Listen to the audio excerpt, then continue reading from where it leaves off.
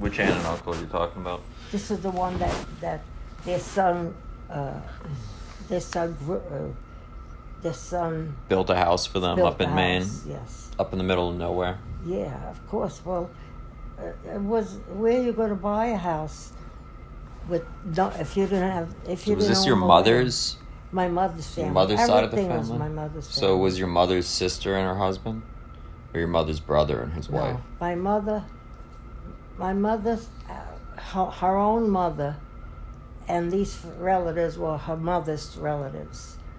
You know, her mother's family, mother and father. They grew. When my mother was a This young was your child, mother's aunt? Wait, when my mother was a young lady, her aunt and uncle were living. In Maine. So she was not without family. Mm-hmm. Yeah.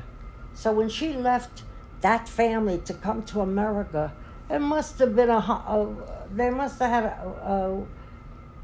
a whole windfall of crying. Of course. Yeah.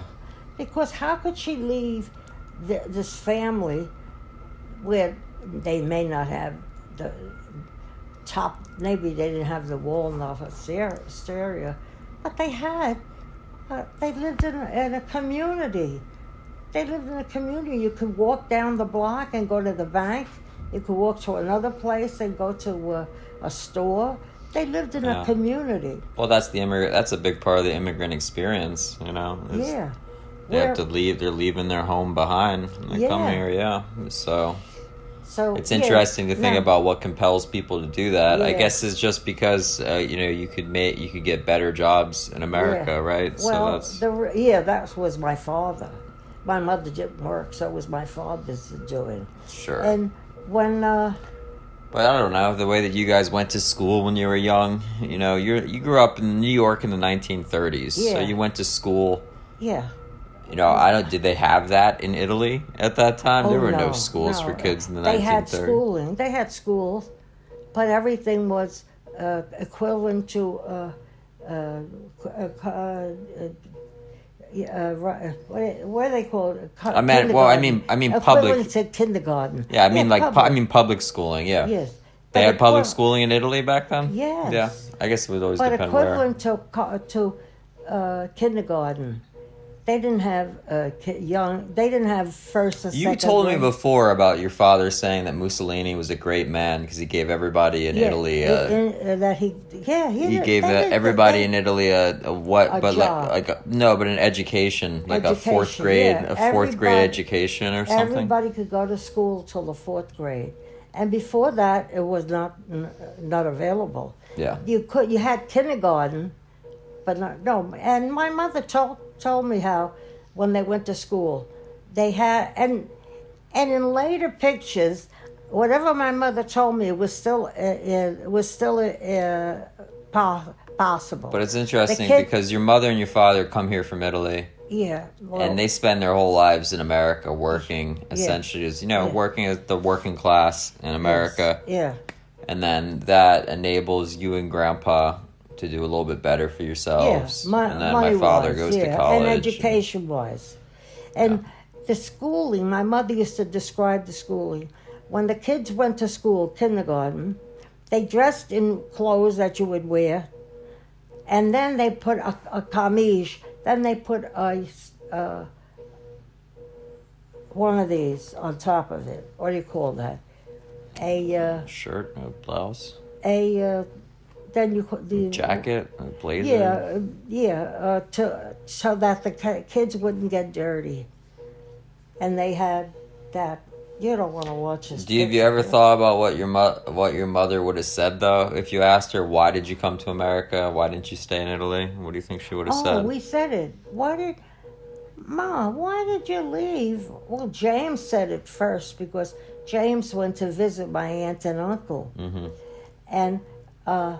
He said, "Why did you leave? That was a beautiful place. It was a beautiful place, even though he was a college graduate. So it was years, but he felt it was a beautiful place. So they had that, and you're talking about cousin James and Vasta when he went. No, James that lives over here that goes to school in this area. James Ingressoni. Ingressoni, okay. James Ingressoni, yeah, when he went to Sevasto. He went to Sevasto. He was teaching class, and he had 2 months off free.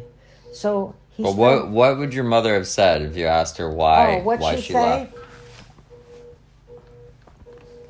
Over here, I have it so much better, and compared to we went to Italy, compared to what we had in Italy to what we had in America, that was not a true statement. That was Italy today in America today is different than Italy in the 1920s in America in the 1920s. But my mother didn't. She didn't want for anything when she was in Italy. She didn't want for anything. Her father went to America to make money. Her grandfather went to America to make money. And when they came back, they gave that money to the family who was there. So she didn't want for anything, my mother. My mother traveled by ship to come to America with her luggage, bringing luggage with her, bringing domestic items like.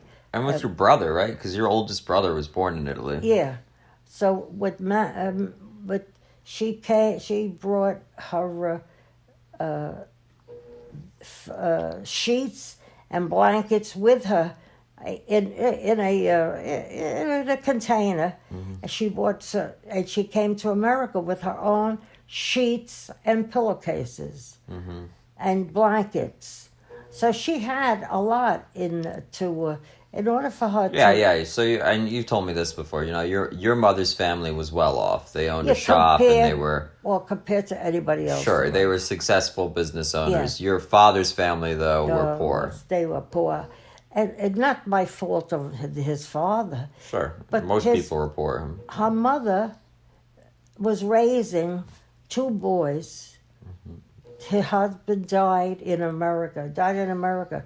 We should try to locate the... Didn't you and your father locate the grave? Huh? Didn't you find the grave with your father? Me and Amelia found it. And then when we went again to find it, we couldn't find him. I don't know whether we didn't have the right material or the luggage or the information. I don't know why we didn't find it. But anyway, it was the poor. We went to a church because everybody's buried by the church. Even in those days, you were buried by the church. Well, your grandfather died while working for the railroad company, though. Yeah. So there's a lot, and I don't know if we know that. I don't know any of the details about that, but there are a lot of crazy stories about what it was like for early American immigrants working for these companies. Because you imagine you had a bunch of Italian peasents who couldn't speak English, who were in the middle of nowhere somewhere in America, they were completely dependent on the company they were working for. Yeah, so my father there's a lot of read and write, situations but there were a lot of Italians who couldn't read and write, and they came to America to earn a living. What courage they must have had. Your father ever tell you what it was like working for those railroad companies? He worked for he came with his father-in-law. Imagine you come with your father-in-law to America, and his father-in-law got him a job on the railroad because that's what the father-in-law did. He had a job in, they called him an engineer, but that doesn't mean he was a real engineer. But in Italy, if you knew how to read and write, you had a job that required you to read and write. So that was your grandfather. So your grandfather was educated. That was my mother's family. Yes, mother's family. So I guess I would assume then your grandfather got a job with this railroad. Yeah. And then he brought his son-in-law. His son-in-law came from a poor background with him to America to work on these railroads. Yeah. And my my grandfather liked it because he went back twice at least, maybe 3 times. What was your grandfather's name? Nicholas. Or Antonio. Maybe it was Anthony. What was your father's name? My father's name was Michael. Michael. Michele, right? Yeah, Michele. Michele. And what was and you don't remember your grandfather's name? No, his name I don't know. Your mother's father? My mother's father. Well, they always had the same name, so he was either... It would have been Santini or DePompo? No, DePompo. DePompo. So he was DePompo. My mother was Santini. Bert Santini and still Santini. But my father, DePompo, because he took his father's name. There was nothing so your wrong grandfather with that. would have been Santini. Yeah. Anyway, he hated the railroad. And your father or your grandfather? My father hated the railroad. And didn't you told me about before that he would sleep in a railroad car and they were living off of canned beans? Yeah, canned beans. He said... That's what I'm talking about. If you read a little bit of the history of what it was like, like early immigrants that came, to build a lot of the infrastructure in this country, it was like you can imagine these guys in the middle of nowhere living in a railroad car, like eating beans. I mean, like people would die. They'd get sick and die out there, or they would, And my father says, and we didn't heat up the beans because you couldn't make a fire when the train was moving. When you weren't working because the railroad couldn't have any fires. Well, because it would create a disaster. They were I don't afraid mean of the fire spreading. Yeah. Who knows? Well, that was a rule. You can't make a fire. Weren't they living inside a railroad car? Yes, but when I said the beans was outside the railroad car, they would try to make a fire to heat up the beans. Yeah. But otherwise, they ate inside cold beans. Yeah, it's like I can't even imagine what that was like. Yeah. And that was an opportunity they didn't have in Italy. So they must have... I imagine that... No, I'm just guessing, but I would imagine that if they were working for this railroad company, they would go out to the middle of nowhere to build, the railroad track. Yeah. And, track. And they'd be out there for probably a while doing it, living in those conditions.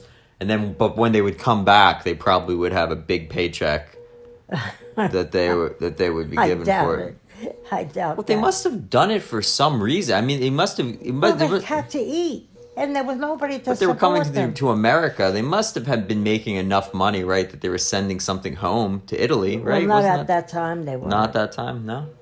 I'll tell you why my father, when they were in a community where the railroad had told the workers there was going to be a 3-day layover. So my father chose that time to build a shoe, which he had already started to build it, a shoe, and then he went to a shopping center. Well, they didn't have shopping centers there, but that, I would say, equivalent to a shopping center, and he brought his one shoe with him that he had made. Yeah, because that was his job in Italy. He was a shoemaker. No, America. No, he didn't make shoes in Italy? Sure. He must have learned how to do it there, right? Yes, he did. Yeah. And they paid him 3 cents a day. 3 cents a day. Oh, he was living large. Yeah. So his father-in-law helped bring him on the railroad. His father-in-law.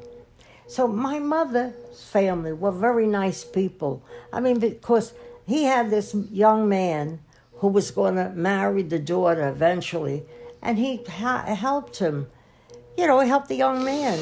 Would you help? You have a girlfriend now. Would you help your girlfriend's sister or brother?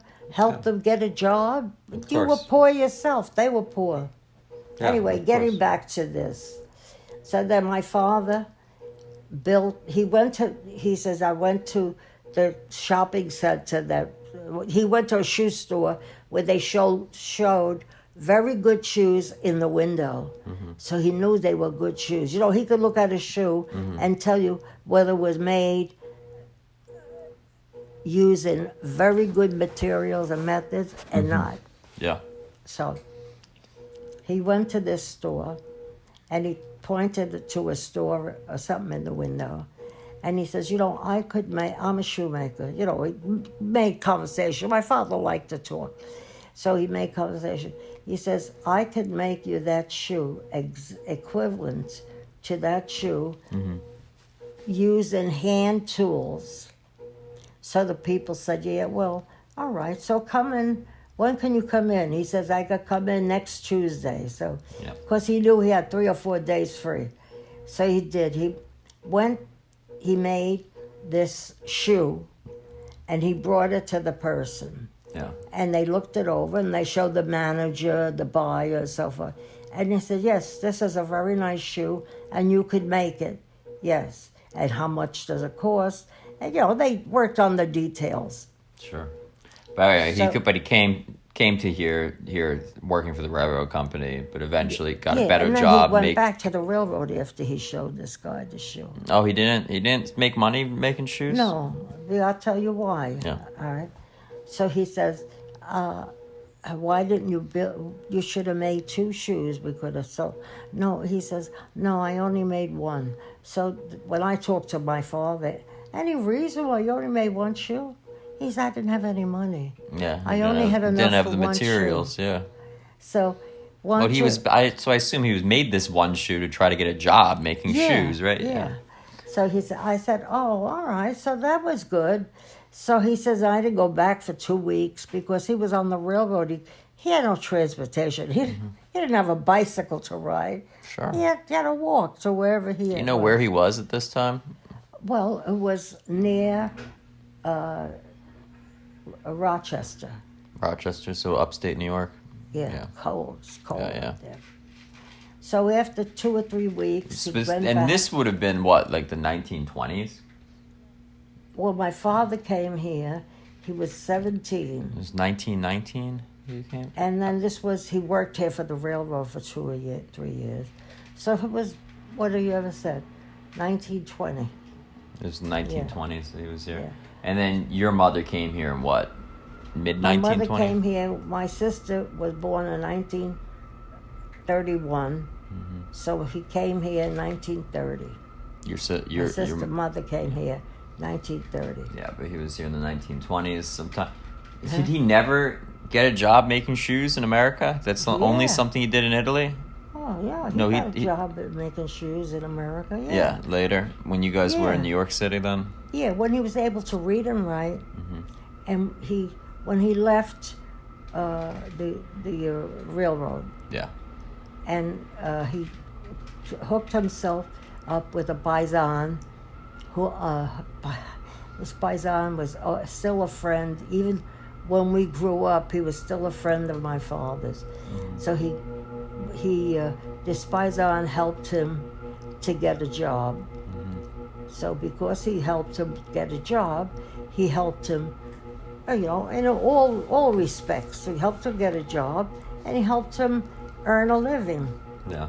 So my father stayed there. I'll tell you what my mother said. He stayed there until there was a strike. And when it was a strike, my father struck out. He shouldn't have went on strike. He was a specialty maker. Why did he go on strike? It was the people who were You went on strike with the railroad? No, with the shoes. With the shoemakers, huh? With the shoes, but it was foolish for him to go on strike. Was he working in a factory? He was working in a factory, but he was a specialty maker. Yeah. I don't have the pictures. My stepmother destroyed them. She took them with her because she died after my father. Yeah. So she kept all the stuff with her. Sure. So when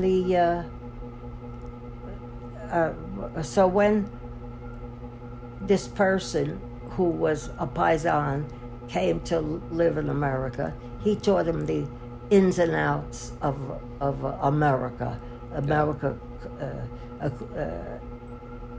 business. He told him. What was the name of the paisan?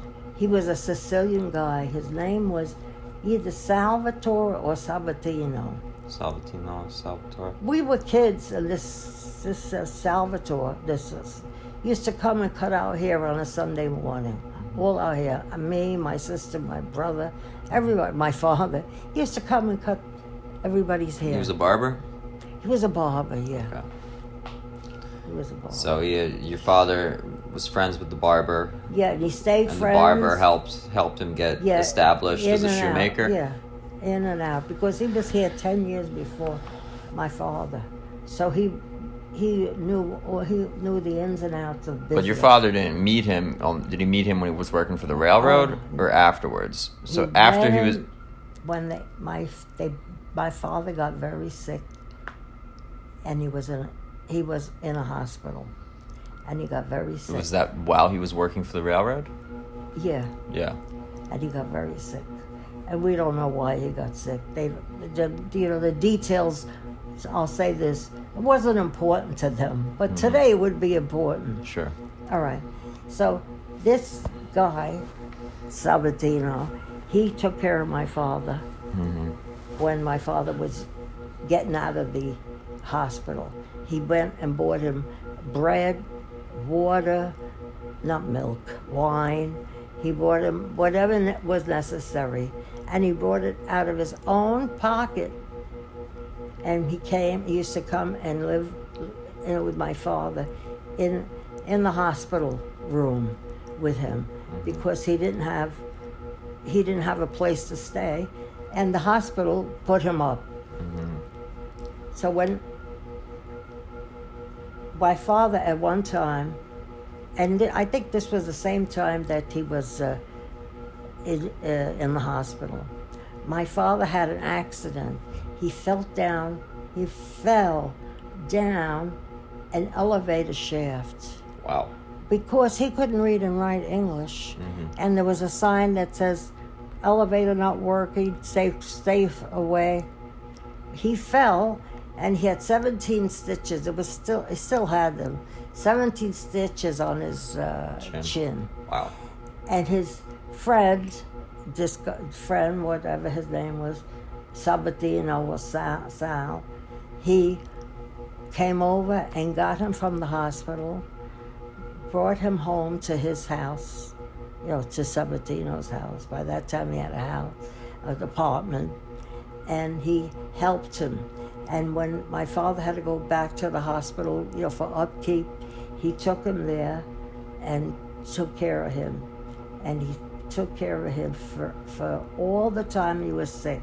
So my father said, I had all those Spizons, and everybody knew I was sick, but nobody came and helped me. Sabatino came and helped me. And he was Sicilian and had a wife and 2 good daughters, and he still came and helped me. So that's what he thinks about the Sicilians. They were wonderful to him. Yeah. So anyway, he worked for the railroad at first. He got sick. While he was sick, he met Salvatino. That's what Salvatino helped him get better. Also helped him to get better established in the United States. So he helped him get established, and then he helped him get better when he fell down that elevator. And he fell down the elevator shaft. Wow. Spot of bad luck. Sabatino was here 10 years before my father. He could speak But anyway, English. But now he's in New York City. Salvatino.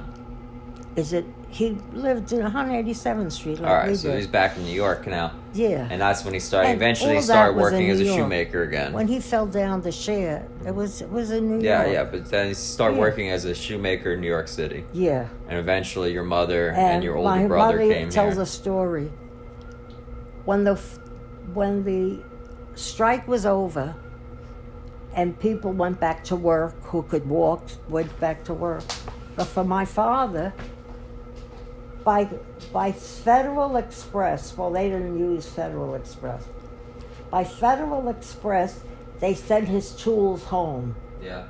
So my mother laughed and says, all the other people had to go to get their tools from the factory, not my father. Yeah. They got his tools by Federal Express. They sent him by Federal Express to make sure he didn't go back to work. Well, that's what my mother said. She says to make sure that he didn't go back to work, they sent his tools. So he joined. He was a skilled shoemaker. He joined the strike, and then the company was very unhappy. And he lost. He lost his job. Nobody would give him a job. He didn't keep working as a shoemaker. What did he do later in his life for a living? Well, then after that, he worked in. He had little jobs, like they have jobs like that now. You go to a local store, and you fix some shoes, and they give you $2 or $3 for the day. So that's look at this. So that's what he used to do. Mm-hmm. And then afterwards, he got a job. The war. By this time, the war had started. World War II started. Sure. So my father went with a friend to get an application for a job.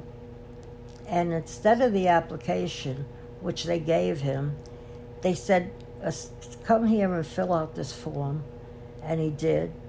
And he got the job right there on the job, right there on the application. The spot. Yeah. Because the reason is that they needed people because the war was over. The war was starting. Sure. And a lot of people had skills, like my father, but they couldn't read and write. But my father could read and write, so his skills were very important. And he also was too old for the draft. Oh, of course he was. Yeah, well, I think that was a big part of the issue too. Yeah. A lot of the young men were. Yeah.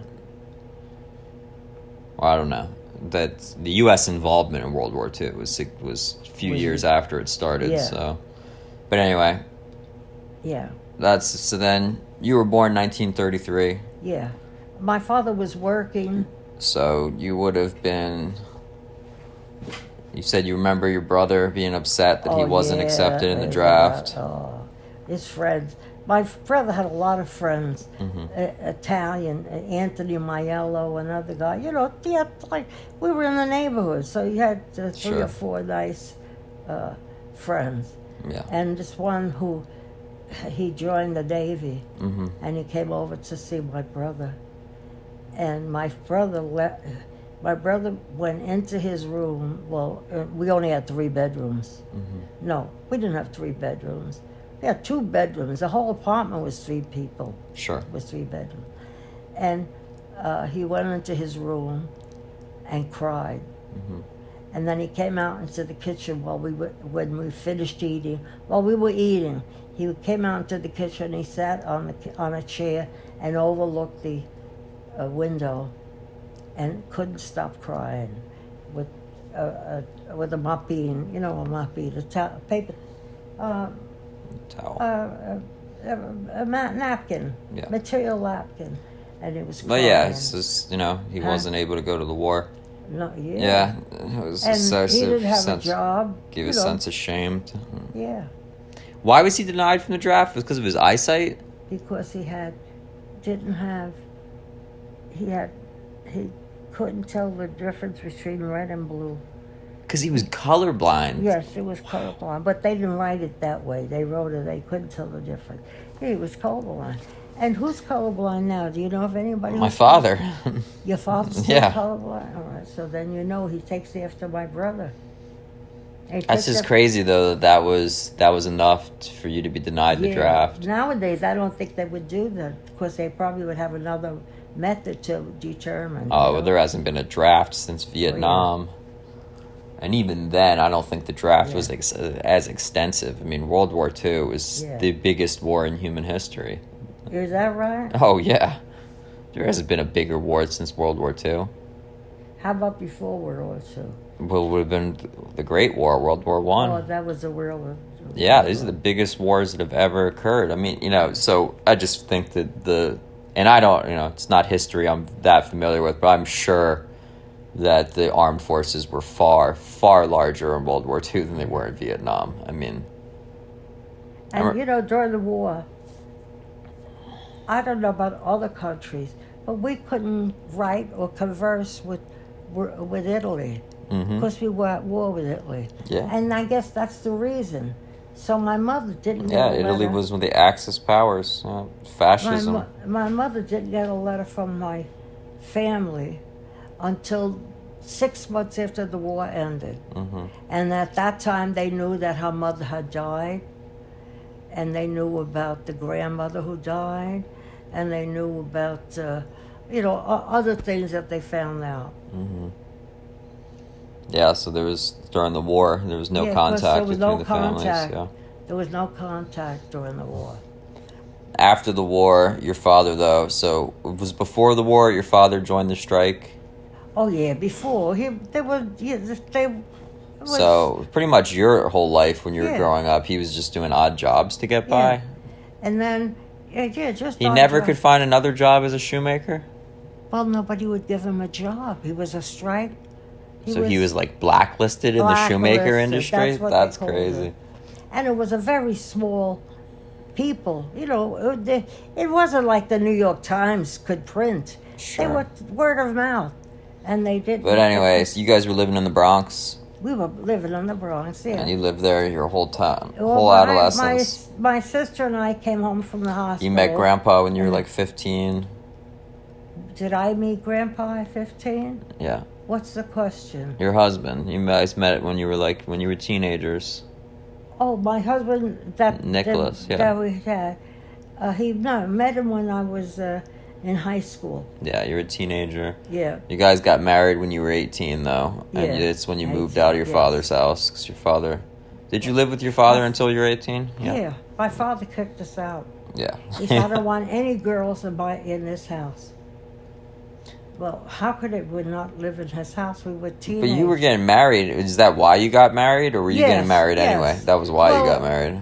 Well, my mother was alive when we got engaged. So that's the start of our marriage. Oh, yeah. When did your mother pass away? How old were you?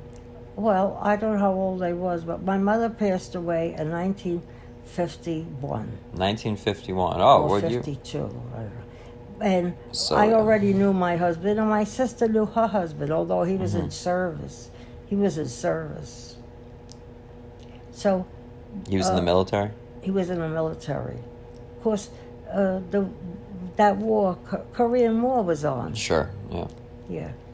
So he was... And my husband went down for the draft, and they didn't give him a job. They didn't get him in the job market in the draft, because his spine was crooked. Grandpa? Yeah. Grandpa had a curved spine. He had scoliosis. Yeah. Oh. So that's right, scoliosis. Yeah, but you see, that's the thing. Even Korean War, there was just like nothing. World War II was a much more, that was all-out war, so they had needed as many people as they could get. I think even in the Korean War, there wasn't a draft. People were just enlisting because, you get a job with the military. So, anyway. But we had other relatives that fought in the Korean War. Didn't one of your brothers fight in Korea? One of Grandpa's brothers.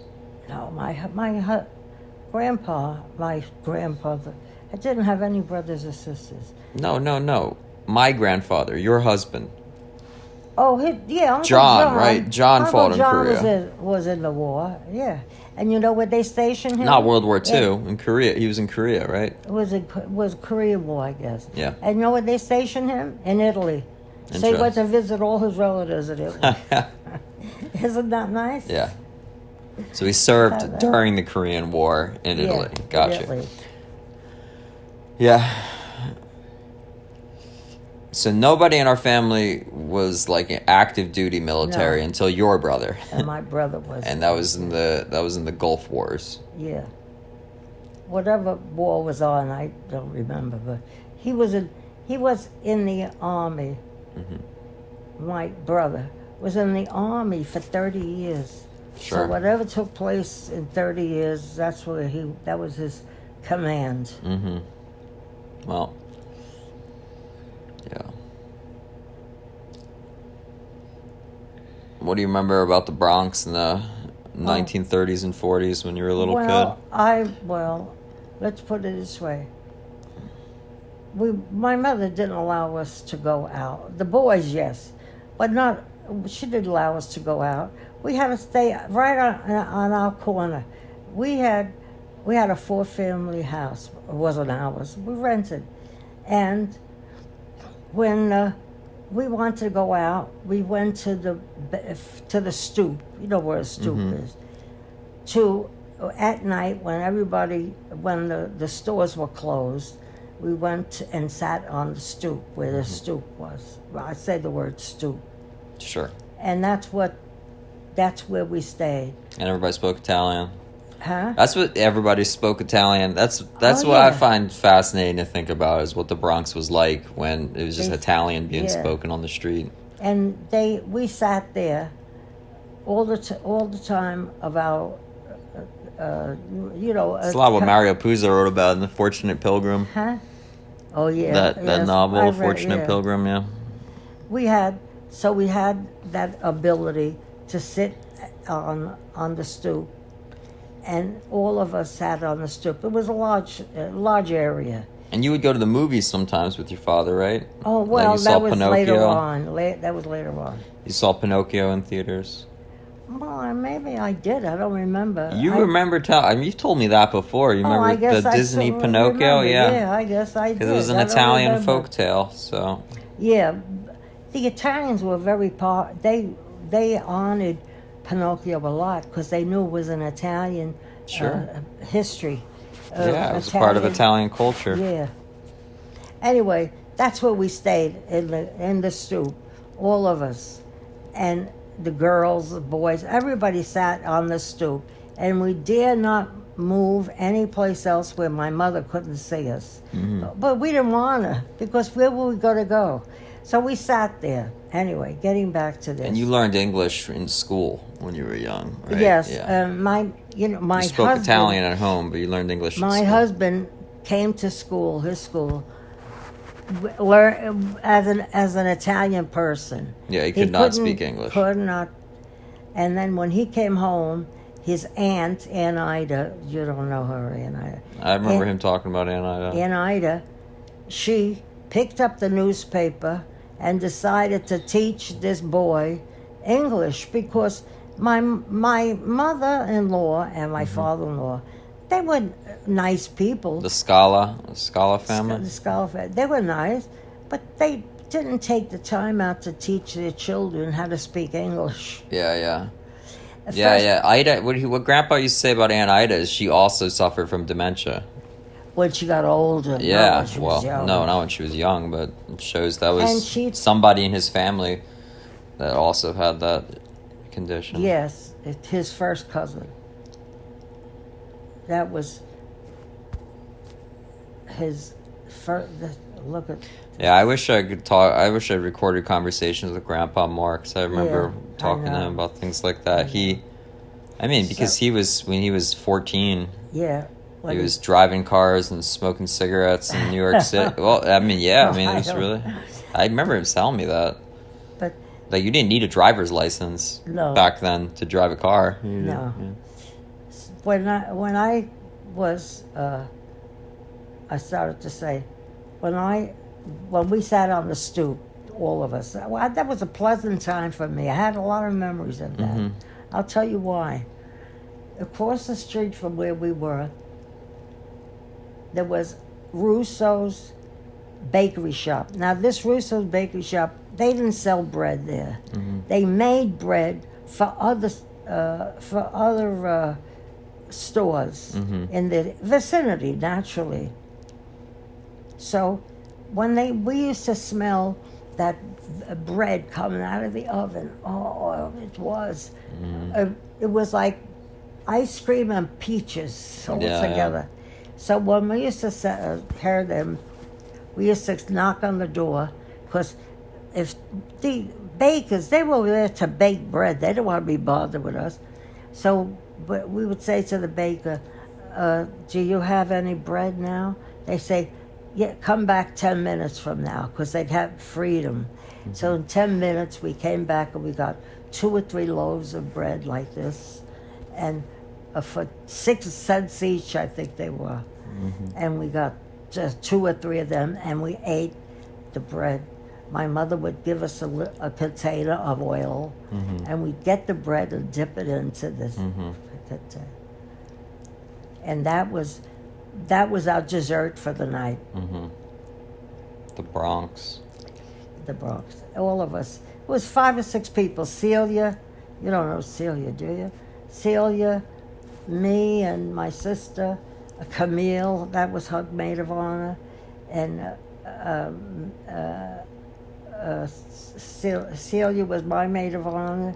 We had about 5 girls that always participated with us. What were your father's politics like? What, honey? What was your father politically like? Oh, Democrat. I told you when I was after high school. He liked FDR. Huh? He liked FDR. Yeah. Oh, who didn't? Everybody liked FDR because he was a nice person. So anyway, after school, my father hooked up with a politician who wanted to open up a storefront. And he opened it up, and me and him worked it, when my father was able to, because he was working at that time. We worked it, and we took care of this storefront. Because we had the ability to take in the names of all the people who came to visit.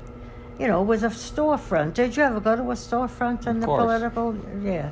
Well, yeah. What about, and religiously too? He went to church. He was well, yes, but if it's a choice of going to this political thing or go to church, we'd go to the political thing. Of course, yeah. But did you guys all go to church when you were growing up? Yeah, you were at the church all the time. Yeah. We all made communion. It was mostly your mother, though, that would take you? Well, we went on our own. Oh. We went on our own. We didn't wait for my mother and father. Just on Sundays, or was only the church? Sunday. Did they have a community center at the church you went to? What was the what parish were you a part of? The name of the parish was Mount Carmel Parish, and they had a community center. Mount Carmel Parish. Yeah, and they had a community. Is that the name of the church? Yeah. Aren't they normally named after saints? Well, this was Mount Carmel Parish. It's still there. Yeah. I got married in that church, and so did my sister. And then we had, they had a center. That Mount Carmel churches had a center where on Friday night they had dances for teenagers. Friday night. That's where you met Grandpa, right? Oh, no. You met him at the beach. Didn't I told me that before? You met Grandpa at the beach? I'm going to tell you that. Yeah. But no, Mount Carmel Parish was in my neighborhood. So we didn't meet anybody outside our neighborhood. We met only people in our neighborhood. So that's where we went. Then my sister and I went to the name of that beach was Orchard Beach. And when we met at Orchard Beach, it was like 6 girls and 12 boys, and we all sat together. We had a blanket. They didn't have a blanket, so we had a blanket, and we used to converse. We stayed on the beach. You don't think we went in the bushes and made love. We stayed on the beach. And of course. No, I just Huh? Yeah, no, I know. You told me before, though, that's where you first met, was you're at the beach. And that's what we... And that would have been, what, Long Island? No. The beach was in... Coney Island? In the Bronx. There was a beach in the Bronx? Yeah, there's a beach in the river? There was a beach. No, at the ocean. Yeah. Okay. Yeah, the beach in the Bronx. It's in, and we were there, and we met Anthony. We met all these boys, and one of the boys, and it wasn't your father. One of the boys was wealthy. Well, I say wealthy. He had a big old-fashioned car, 1929, and he had a big car. He would take us any place we wanted to go home. When we left to go home, he would take us to go home. Yeah. So he was very nice, this guy. I can't remember his name. But he was very tall and very big, and he had a 1929 car. So I don't know what it was. And we met, maybe he was friends with this guy. Maybe my husband was friends with this guy who had this big car. I don't remember that. He probably was. There's some things I can't remember.